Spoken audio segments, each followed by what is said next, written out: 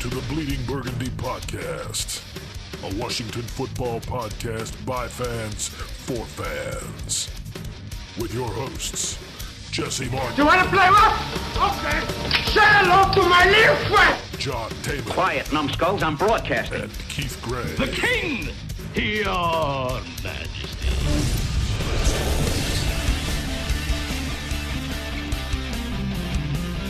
And now here's your host, Jesse Martin. Hey everybody, and welcome to episode number 48 of the Bleeding Burgundy podcast. I'm pretty sure it's 48. Might be 49, possibly. 49. I don't know. I've had one of the two sinuses, so I've got cold medicine running through my brain. So if you have already heard 48 and you're wondering whether or not this is a rerun, if I talked about cold medicine at the beginning of last episode, it might be, but I doubt it.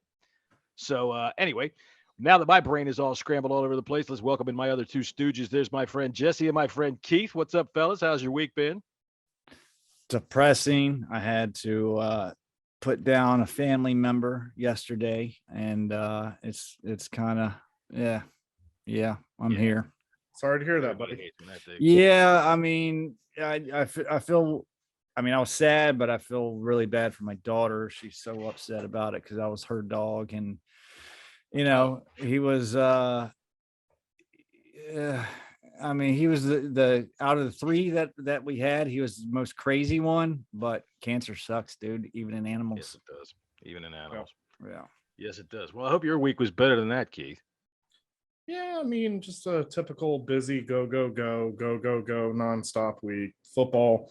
Yeah, I mean, you know, honestly, with kids football, I didn't realize how much time that actually takes from your life. It's a commitment, man. It is. It's a huge commitment, and it's a little overwhelming, but you know, like any parent, you get through it. He's enjoying it, right? Yeah, he's loving it. He Go actually, yeah, go Bears. Thank you. Actually, with him, it's interesting because most of his, you know, kid career, I guess you could say, he was a basketball career as a kid. His career as a kid, he was a basketball kid, right? And so now he played, you know, he's playing football. Well, this Tuesday he actually has tryouts for travel basketball, and he doesn't. That's a commitment. That's a real commitment. Those travel teams. Yeah, the travel teams are definitely a commitment. You know, I don't know if he's going to make the team or not. I mean, obviously he's gone a year and a half without really touching a basketball. I don't know. He's tall, but he actually, the reason why I'm telling you guys this is because he actually said to me, he's like, Dad, he's like, I don't know if I really want to play basketball. And I'm like, yeah, really? Why is that? And he's like, I'm kind of committed to football. He is really liking football. And I love that, but I'm also afraid of that at the same time too, because that's pretty cool. Yeah. Well, explain to him that the phrase "kind of committed" really doesn't make any sense. Well, no, he was trying to, because he knows I'm committed or you're not. He knows I love basketball. I love playing basketball. He knows that basketball was my sport that I played. You know, growing up, I actually, you know, I tell him the Al Bundy stories, you know, all the time about, right.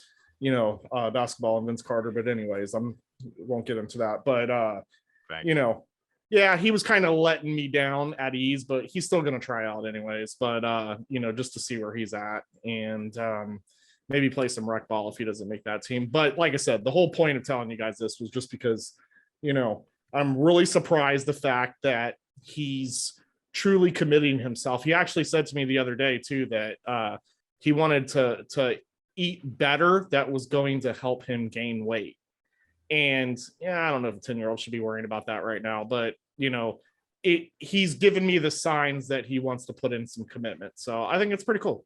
Yeah. Get him started on the human growth hormone early. You know, that's what I'm saying. Great advice, John. Great advice. I played basketball for a little while. It was like maybe 20 minutes, and then they said, "You're short little fucking ass kid. Get the hell out of here." So I said, "All right, okay."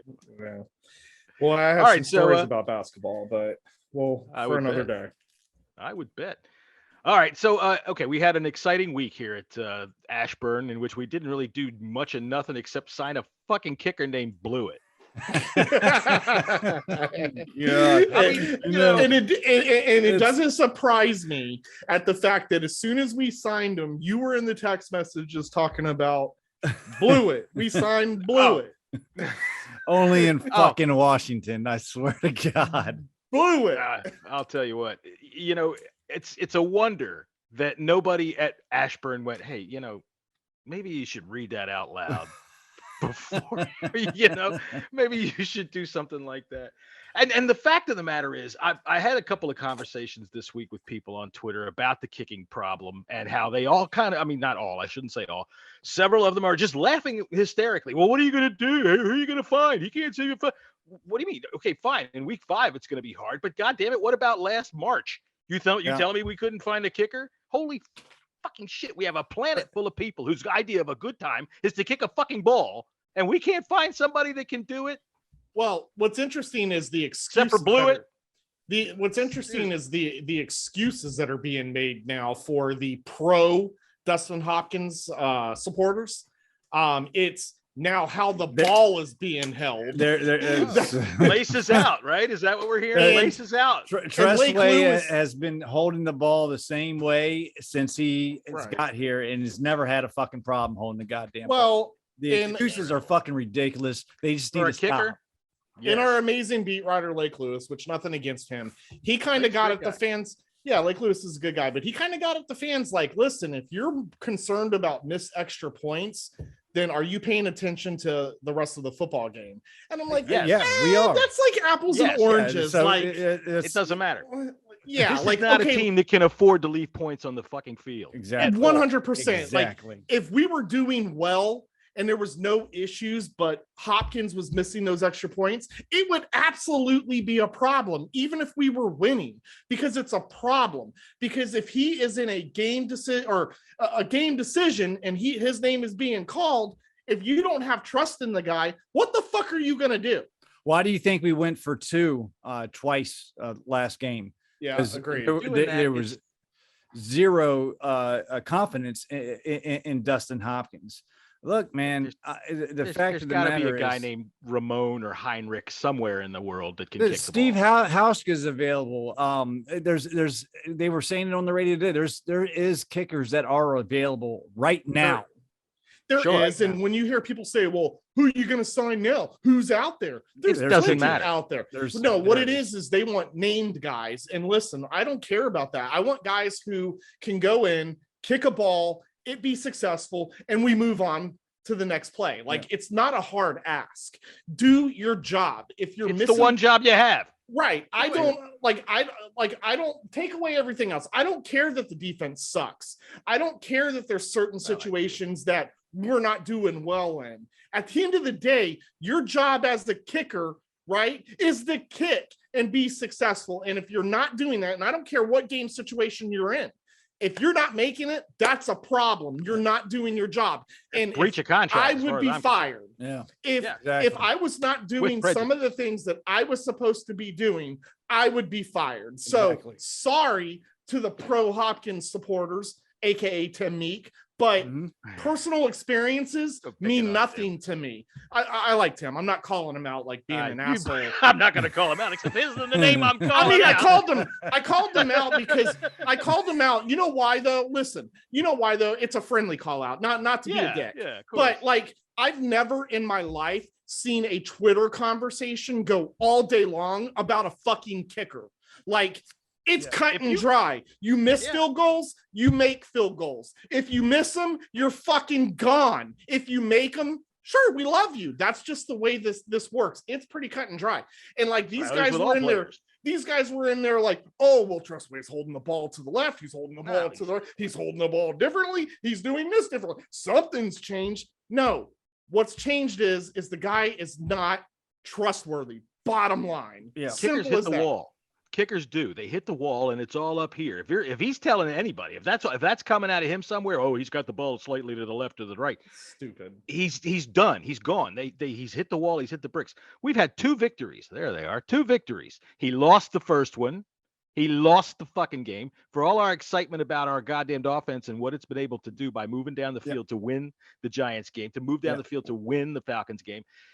We lost the Giants game, even though they moved the ball down there but for a mistake by the Giants, he got another chance. This game, and that second chance, hold on, that second chance, he almost fucking missed that game. He was so close to the same side. Yeah, right. So last week we missed extra points.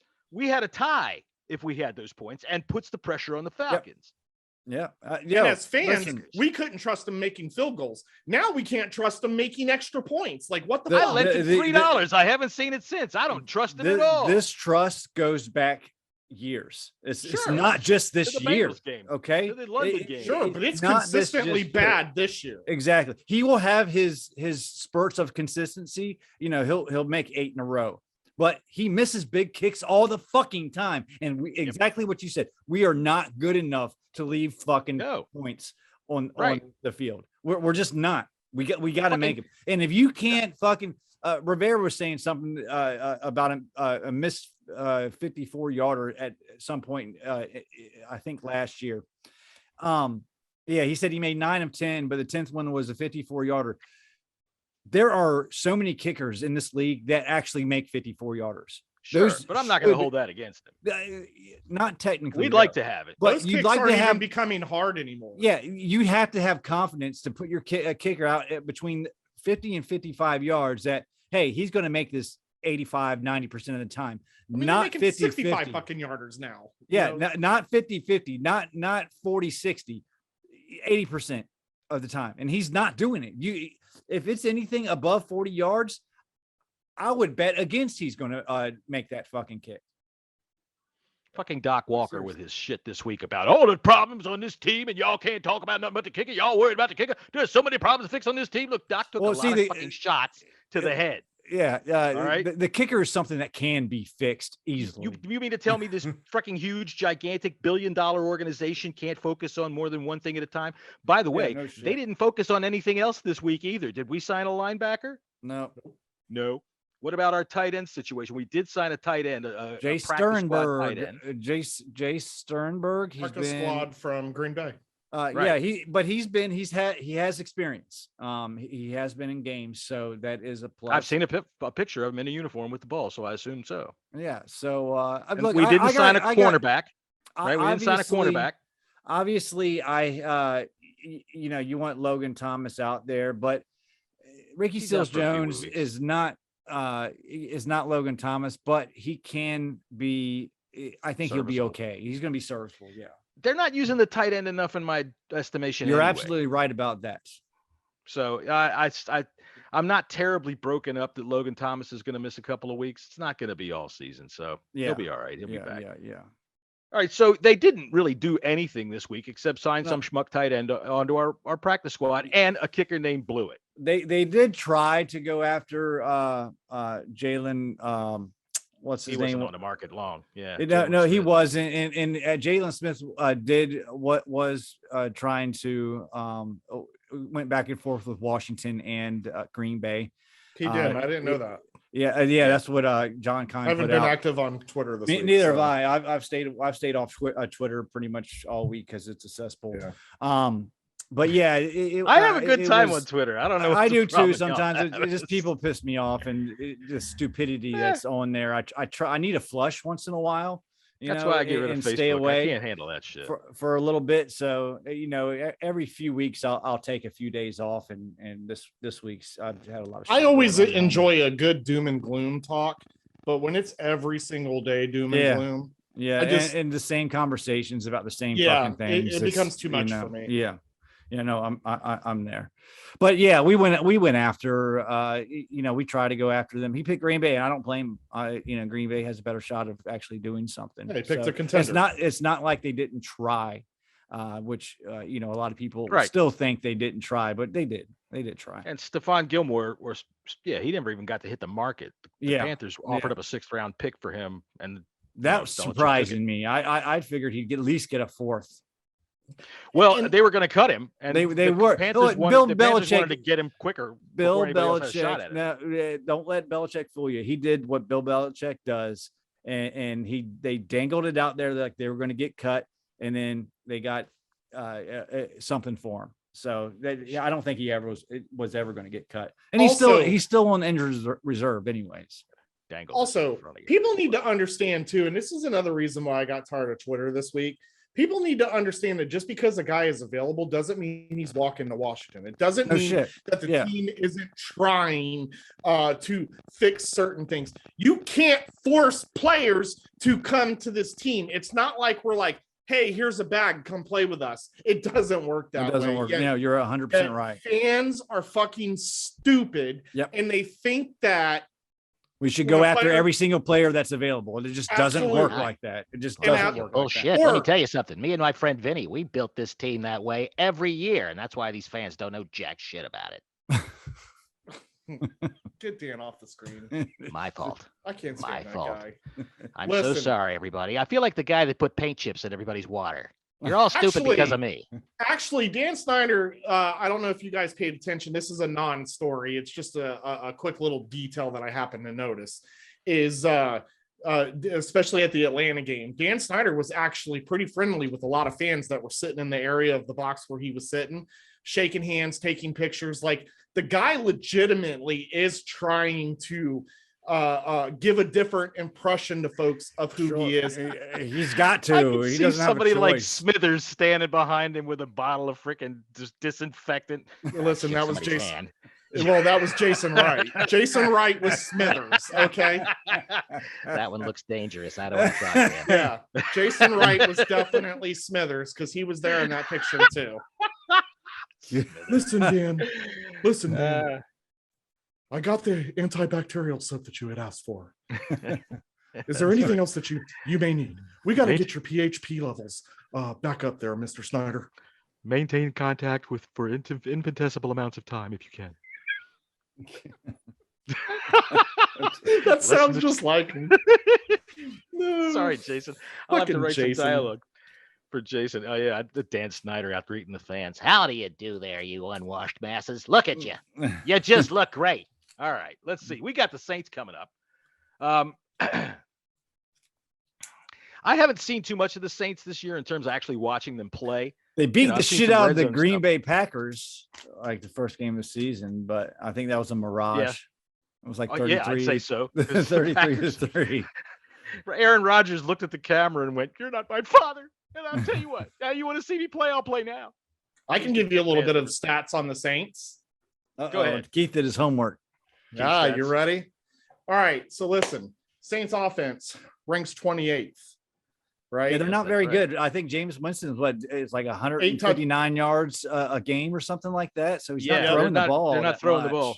8 touchdowns, 8 passing touchdowns, 4 rushing. That's it. They've only done 13 so far. How many in 4 weeks. interceptions He has he had got 5 so in far? one game. I haven't done that much research, asshole. Okay. I think Hey. I think he's got like 4. Oh, I'm no. just guessing. No. He threw 2 in I'm- one of the losses. 2. He only has 2, and it was that game. 2 in the Panthers game. Yep. Yeah. Yep. 2 interceptions. My bad. I did research He's that. due. He's due for one of Okay, his yeah, 6 yeah. interception. Holy shit, So- where'd that go games? Yeah. So what's interesting here is and I guess that John will get into this a little bit, so maybe I don't go too deep. But the Saints offense isn't that great. If you can take Alvin Kamara out of the picture, Yeah. right? It looks like that their only go-to from there. And when I say take Alvin Kamara out of the picture, it's more of the passing attack as opposed to the rushing. See here, I thought you were asking one of our Guido friends to go break his kneecap or something, catch him coming out of the airport. So I mean, Cancel plan No, B. look. No, Keith's right. You got to take out Kamara because they He's don't best have player. any weapons on the outside. Michael Thomas is still on injured reserve. They do have Taysom Hill though. They've been using him in some goal line packages. did you see him run over the Giants? Oh yeah. Holy shit, he Yeah. ate them. He was like, He's got- "Fuck y'all." yep, he's got 4 They- rushing touchdowns. they look like- more than the running back on the squad. They look like Yeah. 10 John Bostics out there, and they just went ping ponged right off of him. It was Dude, he even went over and found Daniel Jones and went, "Fuck you." After Yeah. that run on the so sidelines. they don't have other than Kamara, they're not blowing. This the is a doors off. winnable game. It can be. It can be. Their defense is pretty decent. Okay, you ready? I would say. Their defense ranks 11th.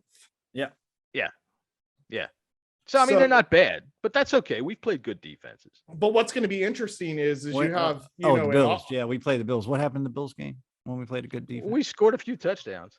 Yeah, I Yeah. mean, Yeah. whatever. But this game is going to be interesting because, like I said, you do have a 28th team, ranked offense, but then your defense is ranked 31st, 30th, 31st, something like that. Right. So, that's pretty much a wash there, in that sense. So it's going to be interesting to see how our offense does play against 11th ranked defense. But again, we're going to get into the keys, so I'll hold off on that. For all of you people that are listening to the show and not watching it on YouTube, if you go to YouTube and turn it on right now, you'll see some ridiculous light patterns that keeps playing off of Keith's nose because of the way his his blinds are set up right now where the sun is. I can't do anything about that in the video, so I'll just point it out. I've been trying to move multiple times. I know it's very distracting. Sorry. What are you doing? It's okay. I feel like a snake in a basket. There we go. That's the guy with the horn doing. I got you see it right up there above the fan. I got another one, and that's what's shining down. You're good. You're good right there. Okay. Stay right there. Right. I don't care. I'm just fucking with you. I don't give a shit either because only 8 people watch our YouTube anyways. That's right. Well, I'm one of them. Yeah, and my cousin. It's the easiest way for me to put it on in the morning and listen to it, so I can put it on there. So anyway, all right. So okay, you gave us the offensive and defensive rankings of the Saints. So what are our keys? What's our keys on offense? What should we do to really take Saints down? Jesse, go ahead. We got to just keep doing what we've been doing. Heineke's I'd say his name different. You can always tell how you're feeling about him when you say how you say his name. He needs to protect the ball, it maybe cut down on the holy shit throws. But we're moving the ball, and it's more than I think a lot of people expected in the beginning of the season. We all thought that our defense was going to be the strength of the team, but now it's our offense that's keeping us in games. And I think Antonio Gibson is doing a great job. I wish we would give him the ball more. Terry McLaurin is out of his fucking mind this year. I honestly believe it's because of him, and DeAndre Carter is the reason why we won that game last week. Absolutely. If it wasn't for them, we'd be 1-3 right now. In defense, and this is the thing. I don't think we're going to be this bad the whole entire year. We'll get to defense in a minute. Okay, we're going to stay with. All right, we'll stay. Your offensive key is run the ball. Run the ball, man, and just keep doing what they've been doing, honestly, because they've been moving the ball, and just get McKissick is playing out of his mind too. Maybe get him involved some more as well. All right, Keith, what's your key on offense? Yeah, it's pretty much similar to Jesse's. First of all, our biggest strength right now is our offensive line. Our offensive line seems like that it's definitely given great pass protection for Heineke.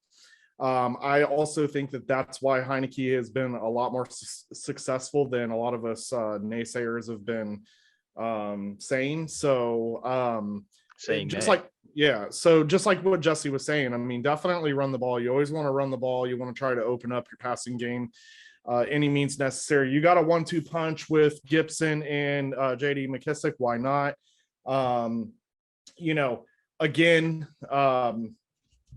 Get your running backs also kind of play the Saints at their own game too. Get your running backs involved into the passing game as well. With Curtis Samuel out on the field, I definitely believe that's going to open up our passing game even a lot more. Yeah, let's hope he plays. He is listed as questionable. That's true. And he was out on the I do believe that they've been holding him back just so he, doesn't put too much work on that. I agree. Yeah, I'm okay with that. He did show up on the practice field today. So that's definitely he good. played pretty well last week for what he did. Because we have 100%. Dimey Brown is also out as well too, and so is Cam Sims. So you got Terry, you got Humphreys, you have hopefully Curtis Samuel. And they're probably going to call on Dax Milne a little bit. So and DeAndre Carter. What I really like about Heineke is he doesn't have a preference receiver. Right. That's good too. Yeah. He's done a pretty good job at spreading the ball out. And I think that could still continue to happen in this game. It's almost like you got to play the Saints at their own game. One of the interesting things that I looked at too is the Saints have ran the ball on first down 70% of the time so far this season. Is Jay Gruden perhaps running their offense? You'd think so. It's actually, again, spitting out facts here, but it's a 15% over any other NFL team in the league this year. So if that doesn't help you game plan a little bit, sure, I don't know what does, but sticking to the offense, like I said, one thing that is also another thing that has impressed me about Heineke is not only can he sustain drives, but he can do them pretty quickly too. So I almost say that 2 plays against the Giants. Bang, bang. I mean, even in Atlanta, I mean, he was quick too. No, he's very good at the hurry up offense. He's really all right. So your he's key is with Jesse's to go ahead and run the ball. Run the fucking ball. Progress the ball downfield. Well, start off running, and then just do some play actions so that will open up other things. And just literally continue to pass, just eat them up as much as you can, deliver the ball all over the field. Basically. I think the running game is going to be key. The running game is going to be key just because there might be some weather coming in on Sunday as well too. So that's true. My biggest key to the whole damned offense is keep Dustin Hopkins off the fucking field. Go for it on 4th down every damn time. If that son of a bitch doesn't have to do anything but kick extra points, then we have less to talk about. Right? He can't miss a field goal if he doesn't have a chance at one. So that's definitely on to something right there. I'm dead serious. I'm not even fucking around because I know I have a reputation for being somebody that doesn't get things quite so serious all the time. But if you're inside, we're inside the 45, fucking 4th down and 5, unless we're at the 25-yard line. Go for it. I don't give a shit. Go for it. You got just as much chance as putting that weak leg motherfucker out there on the field. And by the way, speaking of Dustin Hopkins, I'm seriously beginning to wonder if maybe Ron isn't down on the down low and him and Dustin have something going on out behind the equipment shed, because there is no conceivable reason that I can think of why he is so. He's our kicker. Don't make me come out there. He's threatening these reporters. Don't make me stop this car. He's our kicker. Whatever. All right. He shuts it down quickly. Like, he knows those questions are coming, and he legitimately shuts it down. It doesn't make any sense. No other questions to be asked. Right. And you have to say to yourself, like, why? Why are you? If I'm right, I'm going to say Ron is the top and Dustin Hopkins is the bottom. Well, that's just me. God. All right. So my other key on offense. My other key on offense, Heineke recognized quicker. All right. He makes some nice throws, but there's a lot of times he gets bailed out by a cornerback getting there late, or a defender getting there late, or Terry making a miraculous. Yeah. And now, if you saw the all 22 of that play that Terry caught in the back, I saw it. He's wide open, and if he the throws cornerback it on time, fell down. Yeah, if he threw it on time, he would have been fine too. But right, but he waited and. That's one knock with Taylor Heineke is he's got to learn to trust. He's gotten bailed out a lot. Yeah, absolutely. Yeah, I mean, it'll come. He's inexperienced, but he's got to learn to trust. Even on that first touchdown, he split those 2 defenders and came open, and then the ball got there way behind, and the guy had a chance to knock it away. When he's leaving. Steven, throw that fucking ball. Yeah. All right. Yeah. So there's my key on offense. Keep Dustin Hopkins off the field and throw that fucking ball on time. All right. So on defense, Keith, we'll start with you. What's your key to the game on defense? Fart? I don't even know at this point. Make fart noises. Listen, it's going to be the same thing I'm going to say every week. That front line has to put pressure on Winston. We have to also make sure that we contain Winston. He likes to run a little bit. He's a big fella. Yeah. Yeah, he likes to run a little bit. Big fella. Possibly can happen, but more than anything else, and like I said earlier, you got to take their best player out. You cannot let Alvin Kamara get involved in the pass catching game, because that's where we're going to get burned. So they really need to focus on Kamara. I mean, even last week, Kamara against the Giants, he still ran 130 yards. But again, there were no scores there, and 139 yards was I mean, it was less than desirable because it was just yardage stats at this point. It really wasn't effective to the game, so to speak, if that makes any sense. Play a big game inside the 30s.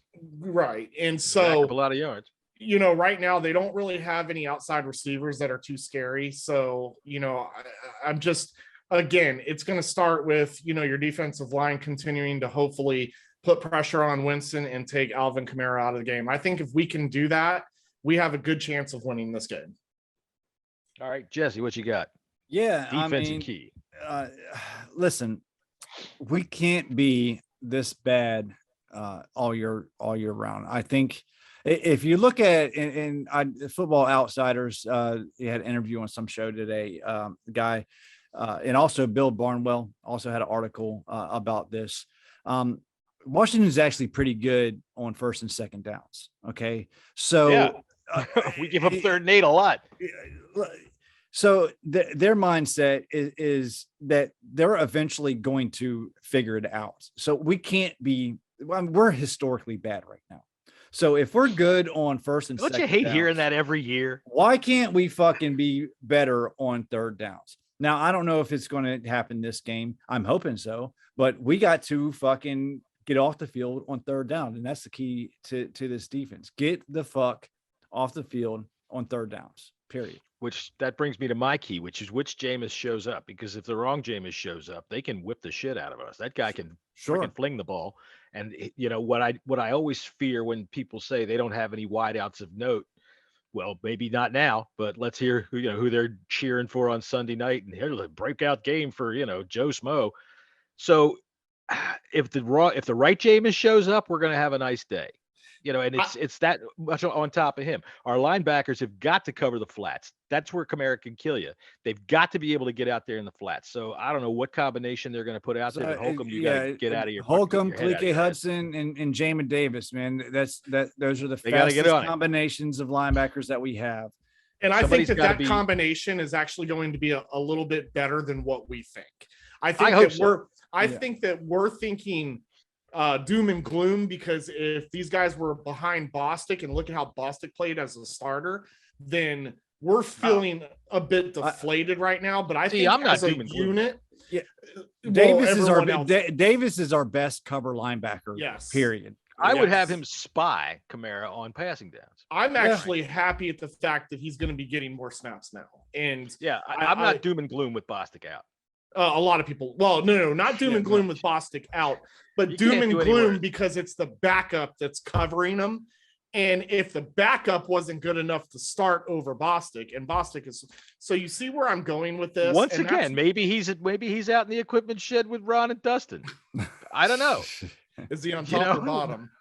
Maybe he's the sandwich boy. Maybe he's the bugle boy. I don't know. Is he the ball tickler? He's the fluffer. He's the fluffer. The fluffer. The fluffer. Oh Lord. In terms of whatever the fuck we were just talking about, the linebackers have. I don't know if I'd spy with a rookie on top of Kamara all day long. That doesn't smell too good, but I would definitely make sure they made note of where he was coming through there. Yeah. And what I was saying about not being doom and gloom with, you cannot be worse than what Bostic was doing. You just can't. No, you can't. So, that's exactly what I mean. You can't be that bad. Right. Yeah. They've got to get pressure. Again, I just think people are taking it as, well, the guy who's behind him, if he's worse than Bostic, then it's going to be even worse. But we really don't know that he's worse than Bostic. And it can't get. How much worse can it get? I think Cole Holcomb played better when Bostic came out of the game. He was a little more energetic last week. Yeah, he didn't have Cole Holcomb initiate contact. That dude. Cole Holcomb is not as bad as Bostic is. No, he's not. He gets in the way of guys a lot more. But he always stops. He seems timid. He seems timid to hit. I don't think he's likes a contact. He's not a hitter. I don't think he likes contact too much. I don't mind a tackler, but when you get the guy, after a 4-yard gain and he ends up with 7 because he dragged your ass 3 yards, well, maybe you should turn into a tackler. All right, maybe you should turn into a hitter. Or if your guy is 5 yards past you and already caught the ball and you're still running, trying to catch up. I mean, it's just. You can't be a pussy and wear a mullet like that. Yeah, exactly. I agree with that 100%. Like, bro, if you're going to have a mullet and you're going to sport that shit around because it's the thing on the football field now, you better back that mullet up and you have. That's right. That's right. Yeah. Boy, I'll tell you what, they're goddamn right, Scooter. Get that goddamn mullet going out there, boy. That's what I'm saying. Joe Dirt rocked the mullet. I mean, let's do this, Cole. Because if not, you better just shave your head and call it a day. Rivera, mostly this last couple of days with his press conferences, has really Belichicked it up, man. He's been saying a lot of nothing, which is great. That's what I always want him to do. I don't ever want him to say jack shit nothing. He did say that it's going to be interesting to see what DeAndre Carter does on offense this week.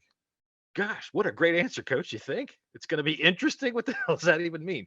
But he had a big catch last week, so I expect him to see much more involvement out of him this week because we've got the 2 injuries to Diami Brown and Cam Sims. So, stick him in your fantasy league if you got the balls. You know what's so irritating about our fucking team when you mention that? It's like, how many years they lose all the fucking time? Well, forget that. 25-year embarrassment. Listen, we're used to that. but the part of the losing is because we can never get a full course team, if that makes any sense. Like, how many years were we just not good on special teams or average? Now I think that we got pretty decent special teams, and yet. And I know what John, what the hell are you doing? Yeah, you don't really know what's going on. Hey, look, man, I got sinus issues today, and I really don't feel like having the. That sounded like you were sniffing cocaine, sir. No, it's the only way I can breathe today, and I really don't think people on YouTube want to. I mean, you might as well just have shown it. Shit up now his we're nose. talking about it. Oh boy! Oh my God! You're going to tell me about doing cocaine, and you have answers that last for 20 minutes. We're either. But I was saying what I was saying. All right, go ahead. Ask me another question. Sorry, Jesse. We derailed your train yet again. No, I was trying to keep up with Keith, and you fucked it all up. But I think he was saying what you're saying is we can't have a well-rounded team. It's always something's good and the rest is bad. It shifts. I said this as a joke. We'll have earlier, a decent offense, but our defense sucks. Yeah, our defense is supposed to be good, but our offense sucks. Yeah, and every year we're using the phrase "historically bad" about something. Yeah, right. It's like our offense was historically bad last year, but our defense supposedly was good, even though we're only good when bad teams. I'll bet you 10-1. The Dustin Hopkins ass is not historically bad. Ron loves that thing. Oh my God. The only reason I can think. What's the next topic? Watch. Jason Wright's going to be like, I think I'll listen to the boys' podcast this week. Yeah, no kidding. No kidding. I got Chase Rouillet's dad reaching out talking about, hey, listen to your podcast. And I'm like, oh man. Hey, we offensive line is awesome now. That's like that's the 5 stars right there. And it's what Charles Leno, since week 1, he had a bad game. Since then, he's both of them did. The defensive line of the Chargers has been good. killing it all year. So I think we've seen that to be a fact. Well, that's why last week, if I had to break it down, because I gave the game ball to the entire offensive line, but if I had to, including Chase Rouillet. Yeah, but I broke it down and I said if I had to only give one, I would do it to Charles Leno because he was the one that was getting the most flack from people about, on his performance, and so. For it to be, the way that it was this past game, I mean, 100%. Our offensive line is straight up giving Heineke enough time to make good decisions. And that's where our bright spot is. And we need to keep that going because that's the only thing that we have right now. All offseason, fans thought the defensive line is going to be great and the offensive line was going to suck because it's just this patchwork thing. So all of you fans, shut the hell up. You're fucking stupid. And Cosme. I mean, I think we can all agree Cosme has been an amazing draft pick. So yeah, absolutely. Absolutely. We're good. We're good in that aspect. So I think so. So we'll get to our prediction in a little while in terms of how we think the game is going to go. Our NFC East rivals here. All right. So the Eagles play the Panthers. Panthers got the shit knocked out of them by the Cowboys last week. We finally saw Sam Darnold. He was okay.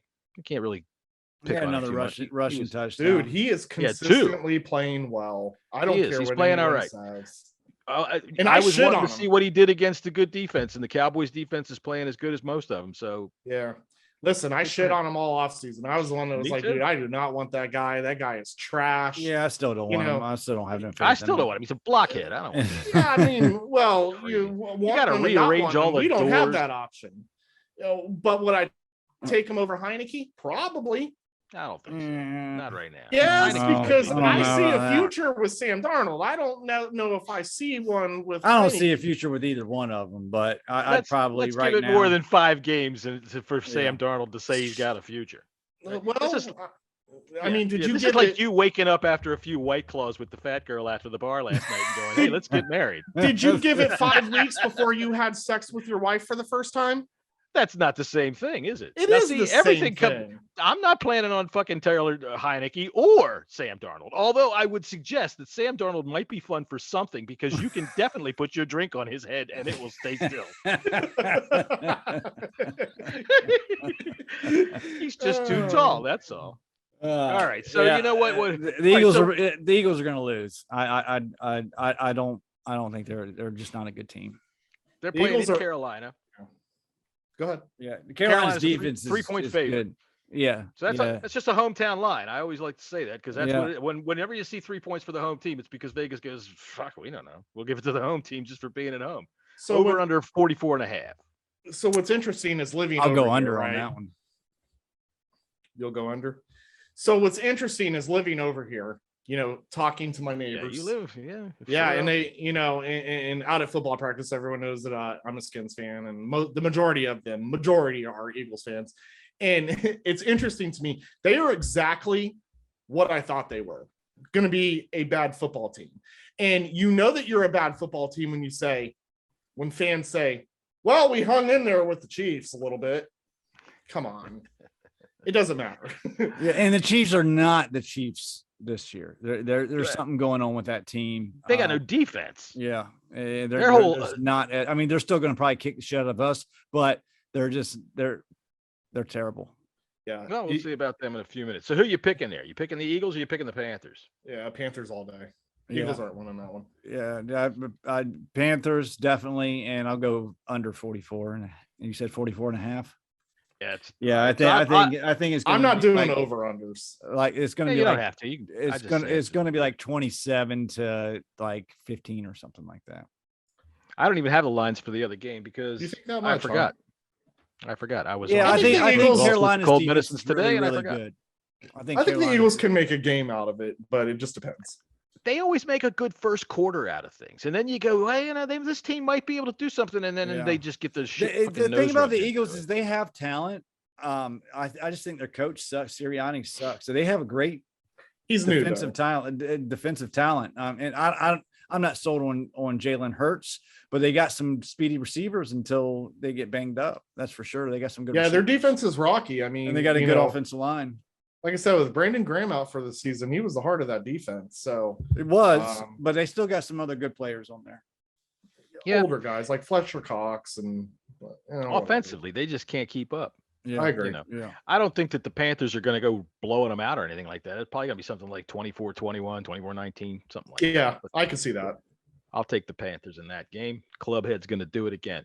All right, so the Cowboys and the Giants are playing one another. The Giants are going down to Dallas, and believe it or not, even though I know fuck you, Daniel Jones, all day long, he's actually playing pretty good. He has been. He hasn't been the reason that they've been losing. And Saquon last week looked like he started to feel himself as Saquon Barkley. So I don't think they're going to win this game. No. But and their defense is horrible. And that's going to keep them out of a lot of games. What's this? You did the point spread on that game? The spread is the Cowboys given 7 and the over under is 52. And that's the last one I have a spread for because, like I said, cold medicine and me today. And I just didn't have the brain capacity to think about it. Yeah, I do think that I got the point spreads right here. I do think that this could be a winnable game for the Giants. For the Giants. Really? Yeah, only because it's a division game, and I don't care how bad teams are. Division games always play each other. In the NFC East, you're absolutely right. It always comes down to the wire. I don't know about this guy. I just think the Giants I'm picking the Cowboys. And it's Dallas -7, and I'd probably take the Giants plus the points just because it's an NFC East game. It's probably going to be a little bit lower scoring, probably 28 to 23 or something like that. So I would probably take the Giants plus the points, but Dallas is definitely winning this game. Well, Dallas is going to be missing Jalen Smith as an incredible missing tackle ability that he's had this year. So I'm figuring, I don't know that it's going to be so close. I'm thinking it's probably not going to be a tremendous blowout. The Cowboys will probably get 30 to 31, but I don't think the Giants are getting too many, maybe 31-17. I'll take the Cowboys. All that division stuff is one thing, except for that there is a factor here that's at play, and it is fuck you, Daniel Jones. There you go. Day long. I'm gonna get And, you. I'm gonna get you I'm a a Washington- Daniel Jones bobblehead to put. That's right. That's right. And I hate the Cowboys as a Washington football team fan. I've been way back. All right, way back. Y'all read about Clint Longley in a book. I was sitting there on the floor watching that shit during Thanksgiving Day and watched that motherfucker beat us. So I've been watching them for a long time, but I hate the Giants more. So F you, Daniel Jones. The Cowboys are gonna win. The rivalries aren't even the same to me anymore. They're non-existent unless you're, it's two good teams playing against each other. There's no rivalry there. There hasn't been there for years. The fans, I think, hold more of the rivalry aspect than the players do. Obviously. Oh, they always do. Back The in- players nowadays. Nowadays they're but mercenaries back in now. the 70s, 80s. It's because the team stayed the same. And I won't speak on the 70s because I was born in 79. But in the late 80s. I mean, these players legitimately hated those people. They weren't sitting there swapping jerseys, fucking smiling at the cameras, and no, they didn't. pictures. Nobody did that. They didn't do prayer groups or anything like that. What happened? Right. Okay, 79. I'm sure all of you youngins have seen the highlights. We were kicking the shit out of the Cowboys and ready to go to the playoffs. We needed to beat them in the final game of the season to go to the playoffs. Riggins he grabbed a fucking sweep and ran around the end for like 45, 50 yards for a touchdown. We were blowing them out. And then here comes Roger Staubach and Tony Hill. Roger Staubach to Tony Hill. And then they fucking beat us. I was like 14 and devastated. And then Harvey Martin, their defensive end, came down the hallway towards the Redskins locker room, kicked open the door and threw a funeral wreath in there. That's a rivalry. Yeah. No change in jerseys. Here's your fucking funeral wreath. We missed the playoffs because of Roger Staubach and Tony fucking Hill. Yeah, these young kids, these young fans, and I'm not mad at them for it. Today. No, they don't hate the Cowboys the way that we do. Yeah, no, I think like fantasy has a lot to do with it because there's a lot of I tell you what, I think that also any young fans that are with us, they don't hate these teams because they're used to getting the shit kicked out of them by these teams. That's right. Year in and year out. So good for you for sticking with us, youngin. Yeah. But and even with all that history, I hate the Giants more. So that's a great point though about fantasy football. I never thought about that. Yeah. Oh, and the NFL, that's what they've been doing. And players change teams all the time, and a lot of people like players themselves. So just like my friend Jeff, I mean, he's a lot younger than I am. I used to be his boss when I worked at Planet Fitness. The guy that that came to the scrimmage with me, and he's a Cowboys fan, but I made him wear a Redskin shirt or a Washington football shirt. He's more about the players than he is the actual rivalry itself. Yeah, so, a lot of kids are these days. See, that's how I am about basketball. Because I moved around in the NBA, one guy can change a whole team. Well, but it's just too, like, for me, like, military, I didn't really have a home state except for when my dad retired. We lived in Florida the most of my life. So I supported the Orlando Magic, but I became more of a player fan than I did anything else. Like Vince Carter was my guy, and so I followed Vince Carter everywhere he went. I didn't necessarily root for those teams. I just rooted for him to be successful. And there were other multiple NBA, players that I did that with, Yeah, it's like me too. I mean, I'm a Wizards fan, but I call that a stalker now. I'm a LeBron James fan too. So I liked him when he was with the Heat, Cavaliers, and now obviously the Lakers.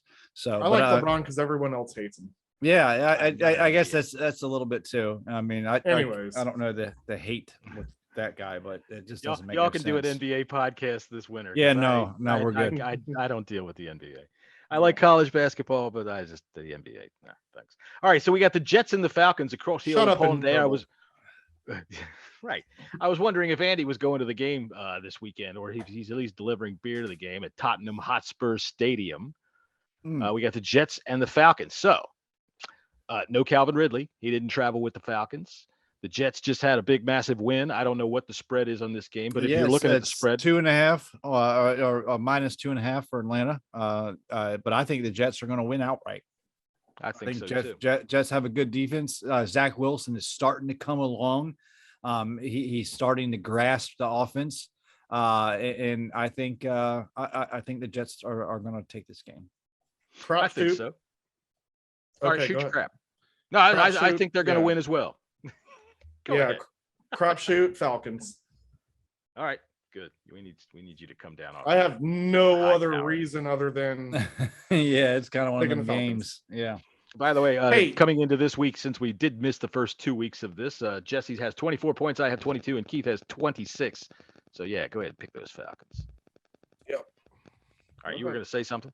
Nope. Go ahead. Oh, All right, next the game. Patriots are traveling down to Houston to play that train wreck of a football team. What do you think's going to happen in that one? I don't know what the line is there because once again, Pats 10. are favored by 9. 10, yeah. Yeah. It actually moved to 10 today. Oh, did it? Okay. Okay. Good. I mean, No, I'm wrong. You're right. It's still at 9.5. not. Oh, it's 9.5. Okay. Yeah, 9.5. Yeah, that's some kind of a if you're going with the line, I mean, the Pats are probably going to win, but that line is a little shaky. It's pretty high. The Texans have been playing hard. I mean, they did just get blown out by the Buffalo Bills, but they almost scored at least. Well, I don't know if they did or not, but they got blown out. You get shut out 40-0. I'm gonna take I'll take the Pats to win, but I'd take the Texans plus the points. So that's a lot. That's a lot, and they're not. They're neither one of the teams are very good. Right. All right, Keith, who are you taking in that one? Yeah, so for our sake, I'm taking the Patriots. I don't think they're going to win by much. I originally picked the Patriots as far as my strategy goes in my suicide pool that I'm playing, but I went ahead and made that change. I wasn't comfortable with that in the first place. I don't really enjoy picking rookie quarterbacks to score big points. You get 2 of them in this game. Yeah. I know the Texans are a very bad team, but I'm not going to risk. I'm not going to risk my survival pool through the Patriots. Yeah, no. Now, I'll tell you what. 2 things. Last night, Troy Aikman was trying to praise Mac Jones by saying that Mac Jones, he did so well last week, and he had these good throws, and he kept his head in a hostile environment. And I'm like, he was at home. Fucking hostile environment. What are you talking Troy about? Aikman's a fucking goof. CTE bastard. Didn't get his nap today. Thanks to LeVar Arrington. I think you're right, Jesse. I don't know if I would take I would not lay 9.5 points in this game because look how they did last week. I mean, they lost, but they only barely lost to the Buccaneers. I mean, this guy Tom Brady or whatever. So they're not really out to score too many points. The Texans are a dumpster fire, though. I just don't think the Patriots are capable of beating them by 10. I will say their defense is not as bad as people think. Now, yeah, they only gave up 40 to the Bills. That was just my caveat. The Bills are really fucking good, So, but I think they might see this as, hey, this game could be winnable, so they're going to play their ass off. And I mean, I just can't lay 9.5. There's just no way. So. Yeah, I'm going to take Belichick in this one because he is a great coach, and I have no idea what the Texans are even fucking doing. Yeah, I'm definitely taking the Pats, though. They're Definitely taking the Pats. All right, the Lions, speaking of a team that doesn't know what the fuck it's doing, are going to Minnesota to play Kirk Cousins and the Vikings. 1-3 Vikings, but Kirk Cousins has been playing well. He's doing exactly what we thought. The Vikings are favored by 10. This is a big line, too. This is a big line. But obviously, the Vikings are going to win this game.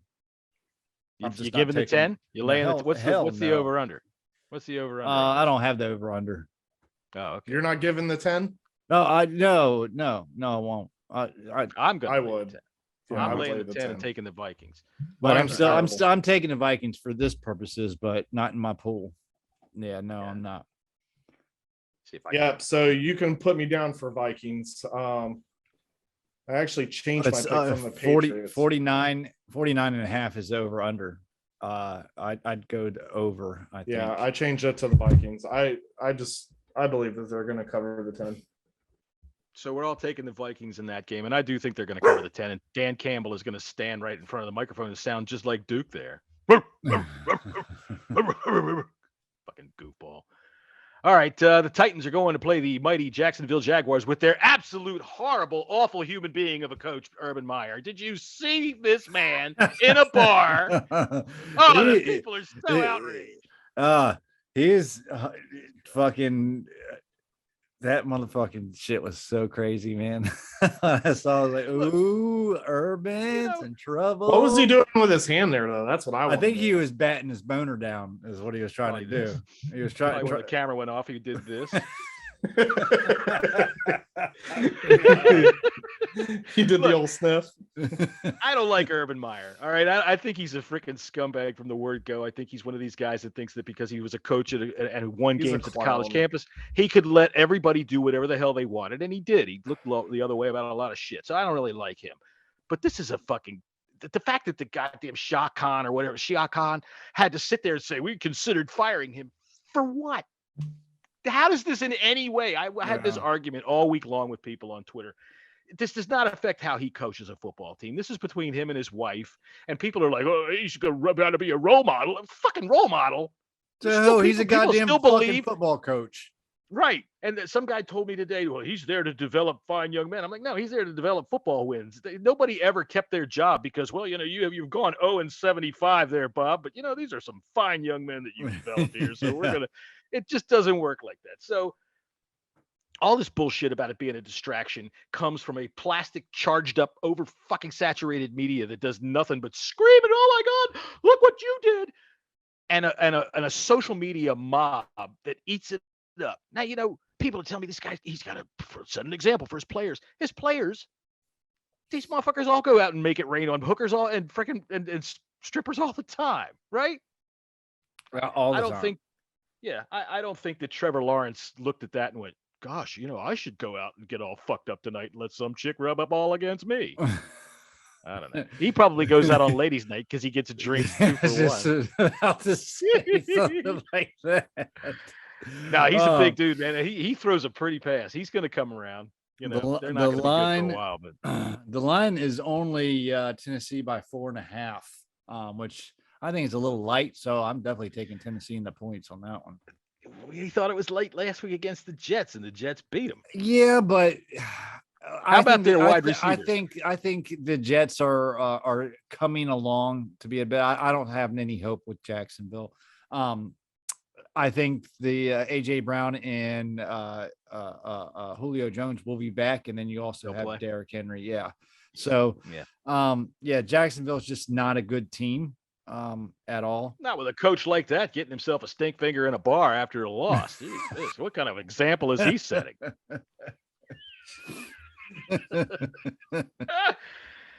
What you got, Keith? Yeah, so I'm taking the Titans on this one. Look, everyone was surprised about last week, but their offense was depleted. Yeah. So with their offense back intact, they're going to bounce right back. Yeah, and the Jets defense is underrated. So I definitely Titans 100%. Jets or Jacksonville? No, the Jets defense is underrated. Yeah, it is. Solid defensive coach. Yeah, I'm just talking about last week. You were talking about last week. Yeah. Here, Keith. I'm telling you, Anyway, moving along. I think that the Titans are going to win, but that 4-point spread is probably close on because I think that Urban Meyer is going to promise every one of his players a lap dance like that if they come out there and win, and they'll do their best. I always get a kick out of the fact that when you have a nice big high definition TV, you can see that pool in the Jacksonville Stadium up there. The pool that they have, that little you've seen it, the swimming pool. Yeah. And there's always a fat girl in it right up against the glass. Like, come on, you people you're going to worry about whether a coach is getting himself a grinder in a bar, but you're going to let that happen? What's better for public image? All right, all of you fat people out there listening. Listen, there ain't nothing wrong with big girls. Stop it. I'm not saying anything about big girls. They do well at many things, okay? Because they have to. I'm not complaining. I'm sure they do quite well. Not really. All right, who's on deck? What's the next game? All right, we got the Dolphins. South Beach, Miami does not allow fat girls, so I think we're going to be all right with this game. We got the Dolphins playing, except they're playing up in Tampa Bay, which is loaded up with trailer trash and fat girls. So we're Tampa Bay.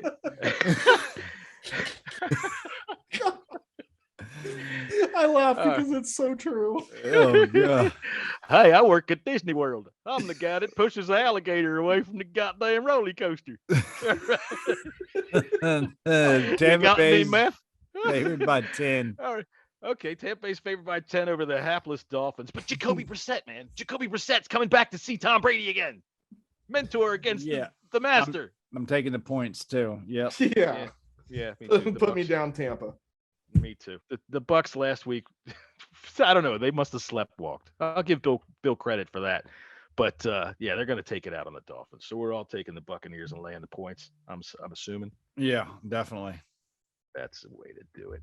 All right, the Packers are playing the surprising Bengals. I think this is and actually a pretty good game. This right here, the line, Packers only favored by 3. Where's this game at? Is It's it in Cincinnati. in Cincy? Okay, but still, I think it should at least be 5. But yeah, I mean, I think the Packers are going to win. Bengals are 3-1. Joe Burrow has developed his not developed because he had a nice rapport. Jamar Chase was lying during preseason. He was freaking playing possum. Yeah, definitely. Him and Chase, I think that's going to be a duo that's going to be really good for years to come. But I just don't think it's going to be this year. I think the Packers win this pretty handily. Pretty handily. All right. Well, I kind of like their tight end CJ Uzama too. That dude broke. Yeah, he's good. He's good. I think good. Better days are ahead in Cincinnati. That's for sure. They've got another wide receiver. They got T. Higgins and what's his name, Tyler Boyd. They're not bad. I'm going to go ahead and take the Bengals in this game. Oh wow! And Aaron Rodgers is going to end up stalking off to the team bus after the game, muttering under his breath, "You're not my father." I thought you wanted to gain on Keith. Not just kidding. I do want to gain on Keith, but all I really have to do to gain on Keith, I think, is flash my eyes. Keith, who you got? My beady little half closed eye. Oh, that absolutely worked, but I'm going with the Packers. You got a chubby, admit it. You're going with the Packers? That's a subtle message. See that? That was a secret message. All right, the Broncos are playing the hapless Steelers. Old man Ben Roethlisberger. Yeah, Denver's I've been trying. Denver's favored by 1. But what's up with Teddy Bridgewater? In Pittsburgh? Yeah. Denver's favored by 1. Is Chase Claypool going to play?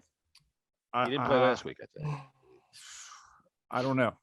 Is Teddy Bridgewater going to play? I think Broncos got exposed a little bit. That's bad last up in the week, high mountain air. But I still think the Broncos are going to win. Okay. Yeah, I think it's going to be a close game. I got the Broncos. I don't feel good about this game at all. I think it's a pick 'em. All right, so who do you like, Keith? You're taking I agree. This is a 50-50 one, man. I'm not confident in this pick, but Broncos. I am going to take the Steelers because they are at home, and the Broncos, I think, are a bit of a mirage. And the Ben Roethlisberger, change mine. Finally, well, then I'm going to take the Broncos. No, are you really? He's fucking with you. No, because my gut, honestly, and this is honest, I'm not changing it because I'm trying to match you. It's my gut is saying Steelers because it is at home. It's just really hard to have faith in Roethlisberger right now. So. It is. He's playing terrible, but I'm having a hard time picking this. I'm going to stick with the Broncos, but I don't feel good about it whatsoever. That's for sure. Yeah. All right. I'm going to stay. I'm taking the Steelers. And I would remind you, Ben Roethlisberger said that when he retires, he wants to write children's books. Did you know that? Oh, God. Did not. One of the long-standing traditions that I had on the Bang Radio Hour was that Ben Roethlisberger, whenever he came up in the topic of conversation, would rattle off one of his nursery rhymes. Would you like to hear a Ben Roethlisberger nursery rhyme? Let's hear it. All right. Hickory dickory dock. Baker Mayfield can suck my, but it's a kid's book, so I'll just have to make an illustration that says what I'm trying to convey. But Baker Mayfield, you know what I would say to you. The end. By Ben Roethlisberger. So stupid. Here's another one. 3 blind mice. Why do you sound? Hold on. Why do you sound like a bad version of? Who's because the one that is dude my. That always smoked cigarettes on stage and wore the leather jacket. Yeah. Andrew Dice Clay. He's got that New York thing going. I always did my Ben Roethlisberger voice like it was just some big gigantic meathead that if you peeled back the skin on his head, you would find nothing but maybe 3 pounds of hamburger. Ground chuck, because he was a smart quarterback. So That's what I think that he is. He's a meatloaf. Hickory dickory dock. Three blind mice. 3 blind mice. Yeah, Right, yeah. 3 blind mice have been my quarterback coach, offensive coordinator, and half of my wide receivers this year. I should cut off their tails with a carving knife. What the hell? The end. I would get fined. The end. Yes, it is quite stupid. All right, so we're all taking. All right, you're taking the Broncos, Jesse, and Keith and I are taking the Steelers because we have class and distinction. All right. So the Bears are playing the Raiders. I don't do a John Gruden, so the Bears are playing the Raiders. Khalil Mack return.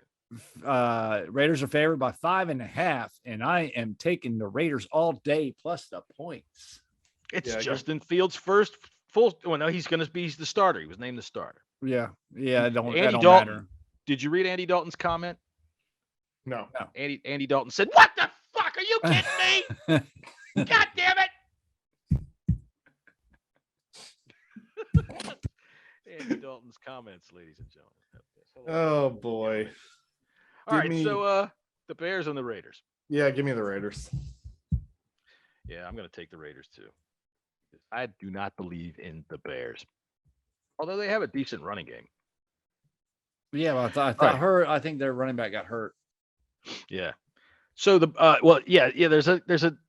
I don't think they did too well last week, but Justin Fields, some wide receiver, I can't even remember his name, but some no-name wide receiver all of a sudden balled out last week for Justin Fields. And that happens a lot when you got a young quarterback that comes in, you got a second stringer that comes in. The guy that he's throwing to on the practice field, all of a sudden, boom, who did they play? Wasn't the Vikings? No, the Browns played the Vikings last week. Oh, you're right. You're right. The Bears played the Lions, the hapless fucking Lions. Yeah. And after the game, Dan Campbell, the coach of the Lions, said, "Gotta lift weights." Okay. Go get some cheeseburgers. Some stupid cliche. All right, the Browns are playing the Chargers in in Los Angeles. Yeah, they have a goddamn stadium with a dome that has a weather delay like they had. Yeah, that's I just don't get that.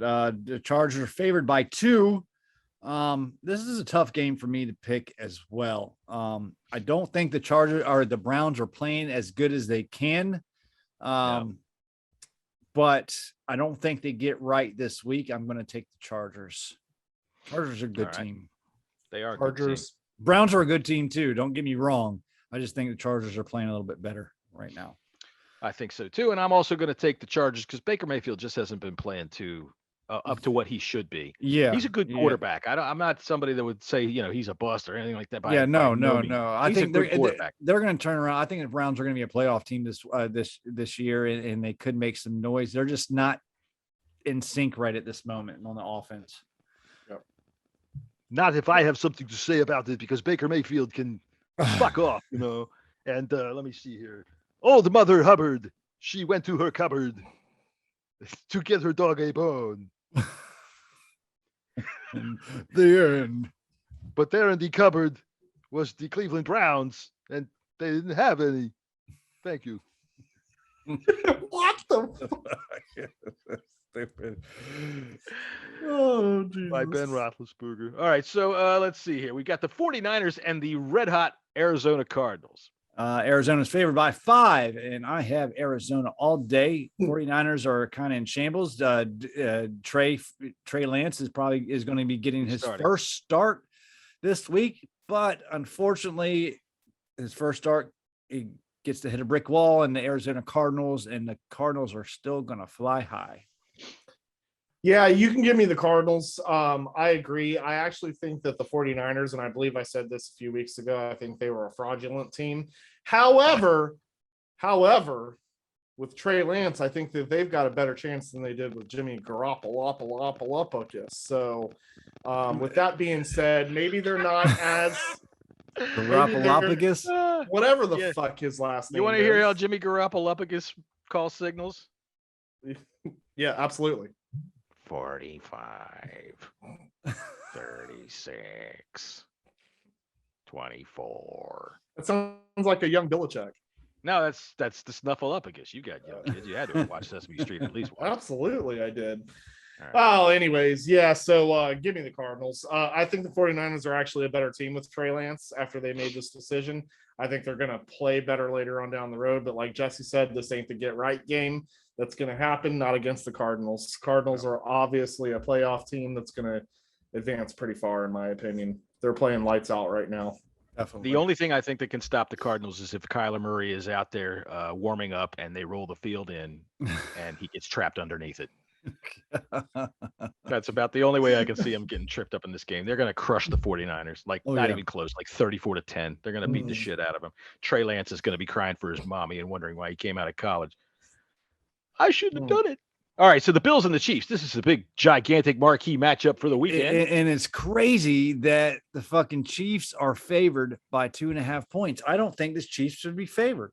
It's a hometown line. They are in Kansas City, which is a very, very, very, very, very, very hard place to play. It is, but it should be a pick'em game, 100%. Maybe the line will move closer to kickoff, but I got the Bills. I'll take the Chiefs at home. Yeah, I'm going to take the Chiefs. I don't think the Chiefs are playing very well. I agree with you. I think the Bills, after their first loss, when they lost the first game of the season, they said, no, that shit ain't going to happen no more. Their defense is just playing fucking lights out, all over the place. The linebackers and defensive backs, they're fucking kicking ass, and they don't give a fuck who's coming in to play them. I got the Bills to win this game, and I don't think it's going to be that close. Yeah, I'm taking the Chiefs because Andy Reid's going to sit down and he's going to tell Patrick, listen, this isn't the Eagles, so none of that throwing the ball underhand shit. You got to come out there and try real hard. Give me that. You going to eat that? Can I have one of your fries? Right. And Patrick Mahomes is going to say, you got it, boss, and go out there, and I think he's going to win the game. So this is an interesting game. Obviously, it's going to be a great game. I'd almost prefer to watch this one over Saints versus Washington football team. But you can. It's Sunday night, and that's Sunday night.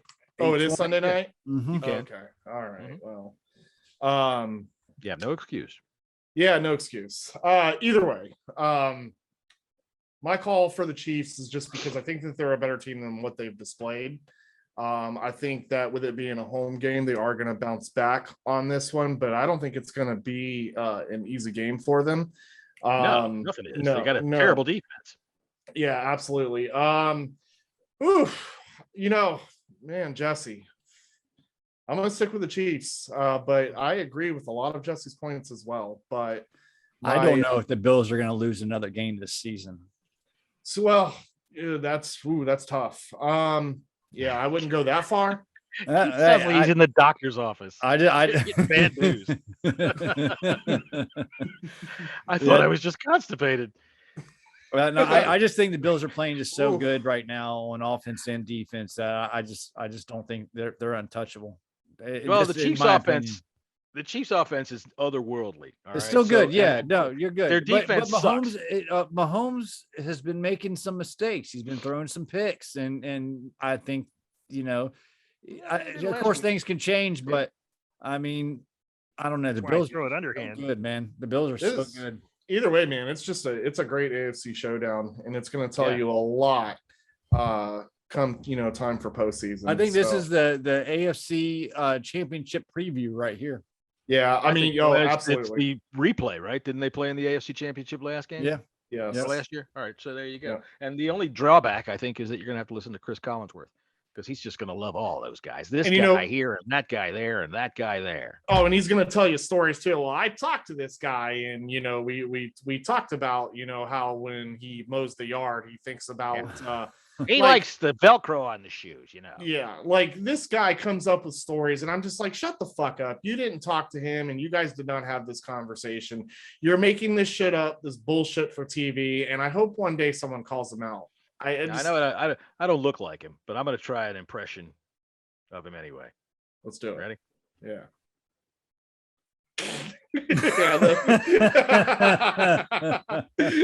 Yeah. He just kind of sits there.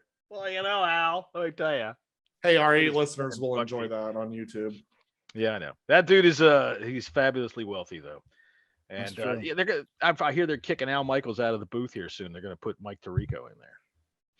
I sound the I same think to me. Al's just getting old and he wants to. Yet another guy who has to wear hair in a can because they just will not allow him to look like an old man.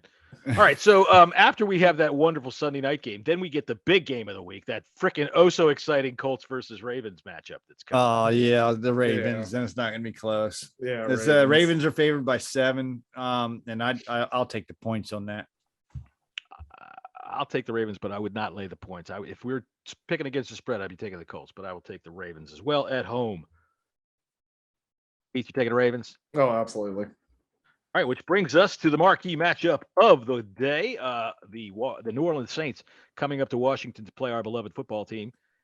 What do you think? What's our line there? 1.5 again? Yeah, Saints are favored by 1.5. That's such a pussy line. Come on, Vegas. I know you guys got a bunch of broken noses. Well, no, it's up to 2 now. Up to 2. Ooh, 2 points. So the Saints are favored by 2 points. You know what that means? Dustin Hopkins, you suck. And Vegas thinks so. Yep. So who you taking? Oh, Keith can answer this one first. I still haven't decided. You're picking the Saints? Yep. Yikes. Yeah, I'm gonna go Washington. Plus the points. Oh.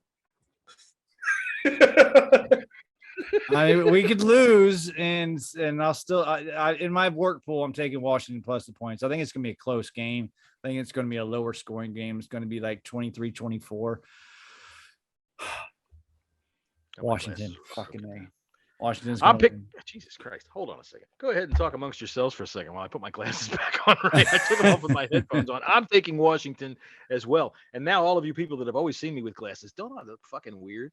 I look like I belong on the Muppet Show. I'm like Dr. Bunsen Honeydew. I should have Beaker come out and explode in front of me or something. All right. Yeah, I think Washington wins in a squeaker. I mean, I hope. I can see it. I'm taking my son to the game. It's going to be rainy. I think it's going to be who has the better running game and who can stop the run better. So I want to change my pick, but I won't. So you're taking the reason why, which man, very valid point there. Yeah, I changed my last minute pick last week. I know, but this is the second time, and I'm not trying to like hear your guys' pick and then I pick and then change my pick. But that's how you're leading. Shut up. No, it's not. This is the only time I've Listen, Jesse brings up a very valid point. If this game is a rainy game, we are used to playing in those type of games. The Saints play in a dome. They don't have to deal with that. And I do believe with this 50% chance of rain that is forecasted, if it does rain, that actually would give us a slight advantage. So with that slight advantage, because it's the only advantage I can even think of, I would like to change my pick to the Washington football team. Very good. We are all in on the Washington football team. I think Jameis is going to eat an L. Yeah, I do. I think our done. skill position players are better all around than what they have. Yeah, they have Alvin Kamara. If he gets going, it could be scary, but I think they're going to game plan for him because they don't have anybody else they really need a game plan for. Their next top position player is Harris, and he's got 11 receptions, 164 yards, and 1 TD throughout the whole entire year. Defense ranked against the run? Do you guys know ours? Yeah, our defense. It's a lot better than in the past. 40, I don't. Nobody's bothering to run against us, really. The Bills, they went to the run game after they had the game well in control. Yeah. But other than that, and we didn't stop it. So I would say it's at 25th or less or lower because they're just not very good at stopping anything. However, this week, I think that they probably can do a little bit of getting right against the Saints in their offense, especially if it's a little bit muddy. They're not going to have to focus so much on the pass. Right. Well, Alvin Kamara, show me what you can do in the rain if that's what's going to happen. Yeah. I mean, he's probably going to show me, but, I'd like to see him do it. Jameis Winston, he grew up in Louisiana. So I think Taylor Heineke was actually in a swamp. So. I think Taylor Heineke is going to help with his mobility as well. I think he's a lot more mobile than Jameis Winston, so that's going to add to our running game. And I don't think Heineke's going to be afraid to put the ball in the air too when need be. So rain or not. On time. True. Well, and that's why earlier I had stated that you got to take Kamara out of the passing game, because the 2 wins that the Saints did have, he had decent stats in passing with scoring, and then also he had the first win. He got 5 touchdowns and like 140 yards run, and 140 yards passing. So they haven't really moved the ball a whole lot. Right. I don't know what the story was with that, but I would suggest don't turn the ball over. Don't give him short fields. Yeah. And don't let him get past you, because he does have a fucking cannon. Don't let him get started. He does. But he doesn't really have many people to throw it to. So just watch out for Taysom Hill. That's all I got to say in the red zone. Yeah, anytime Taysom Hill comes on the field, somebody punch him right in the fucking throat. Yeah. Just punch him in the throat. And listen, our secondary is making receivers look like Hall of Famers, so we got to be careful with saying that they ain't got nobody to throw it to, because last week Patterson, I mean, he's played decent this season so far, but Patterson isn't a Hall of Fame, wide receiver. No, you're right. Here we are catching 3 touchdowns. Benjamin St. Juice will be back, so that's going to help. I think that's a huge factor. Yeah, I do too. He's been playing really well. I don't want to see Fuller behind guys anymore. I'm done with that. Yeah. What I don't want to see is Kamara open in the freaking flat. I do not want to, because they'll kill us all day long if they can do that. This is what the Chargers laid the blueprint. Really, what you do is you let that defensive line just take off, and you turn and you throw it quick. The linebackers have been bad to read and bad to catch up. So hopefully, now that we have got Bostic out of the way, maybe we can do it a little bit better. See what Kaliki Hudson can do. I can't see how it could be any worse. Go get them, rack their heads, and don't let Kamara get open in the flat. 100%. That's what I say. All right, then. Well, I think we're going to wrap it up right here, boys. Big game for my Penn State and Indy Lions tomorrow, playing against. I don't have to wrap it up. I'm fixed. Very good. Very good. I can raw dog. Well, snip, snap. Maybe that's what makes Dustin Hopkins so appealing. Oh, God. All right, y'all can check us out on YouTube, any podcast platform out there. And do not forget to go to hogfarmerscharity.org. A little goes a long way. Help out the kids with pediatric cancer. If you're going to be going to the game, come check out the Red Zone. We're going to be hanging out before the game, and come and say hi and kick Keith in the nuts if you'd like. Yeah, that's my favorite carnival game at the tailgate, is the kick Keith in the nuts game. Yeah, that's fun. I mean, I'd do it if. Hey, he's not having no more kids, so the nuts aren't there. He's the gelding. I mean, I've pretty much been fixed for 20 years. My wife's had my ball. Anyways, let's close this up, gentlemen. All right, we'll do that. I mean, Bob Barker had a good point. Spay and neuter your husbands. And you can find me on Twitter at KGSkins26. Yeah, Jesse's you can find me on Twitter. It's Jesse's 24, and me at Bang Radio Hour if you must. I'm not very nice sometimes. I'm not like Keith, where I'll just sit there and act like a total asshole and then try to tell you, hey, it's all good, dude. I am much more of the. That's exactly how it works. Give me a hug. It's all good. Right. It's all good, dude. All right. Hail to the team. See you.